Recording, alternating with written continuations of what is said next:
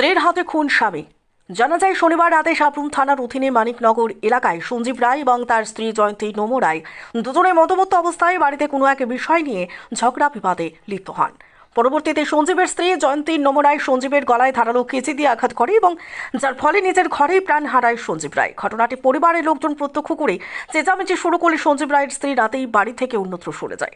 পরবর্তীতে পুলিশ গিয়ে মৃতদেহ উদ্ধার করে সাবরুম মহকুমা হাসপাতালে নিয়ে যায়।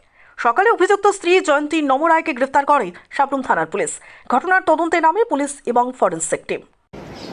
আমি তো মনে হচ্ছে মারা গেছে না, হসপিটালে নিব। আমার শাশুড়িরা দেওয়ারে ডাকছি, তারা আসে হসপিটালে নিব হিলেগা আমি বাড়ি থেকে বাইরে শেল্টার হাউসের এনে বইয়া আসিলাম। কি এমন কথা হয়েছে যে তুমি ছুরি দিয়া মানে ইয়ে দিয়া কেজি দিয়া জামাইলে মারছো? আমার পিটাপিটি লাগে সবসময়, রড দিয়াও মারে।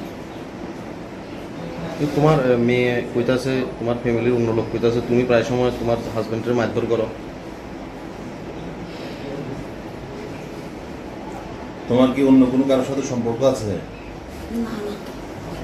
কেজিটা কোথায় পেলে? কেসিটা আমি আমার শাশুড়িরও ডাকতাম লাগছে, আর ঘরের পিছন দিয়ে গেছি, তারা ডাকতাম কি হিয়ানা করছে না ঘর। আমার তো যতদূর আমি নার্ভাস হয়ে গেছি, রক্ত দেখে আমি ঘরের ভিতরে নাকি আমি তো বলছিলাম তারা যাইতো টোকাই, তখন তারা তো বলতে আসলে হিয়ানো মানুষকে বেরোসে যাইতাম না। কেজিটা কোথায় পাইছো তুমি? কেসিটা আমার ঘরের পার্টিশনের ভিতরে আছে। আগে নিয়ে রাখছো? এটা কাপড় টাপড় কাটে, চুল টুল কাটে। সবুজ কালারের নেই এটা?